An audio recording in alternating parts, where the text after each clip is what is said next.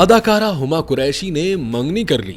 बॉलीवुड की मारूफ अदाकारा हुमा कुरैशी और उनके करीबी दोस्तों एक्टिंग कोच रचित सिंह के दरमियान मंगनी की अफवाहें गर्दिश करने लगी। भारतीय मीडिया की रिपोर्ट के मुताबिक हुमा कुरैशी और रचित सिंह ने हाल ही में ही मंगनी कर ली है। ताहम इस हवाले से अदाकारा की जानिब से ताहाल तस्दीक नहीं की गई। माजी में भी हुमा और रचित के दरमियान करीबी ताल्लुकात की अफवाहें फैल चुकी हैं, जिन्हें अब मंगनी की अफवाहों ने मजीद हवा दे दी है।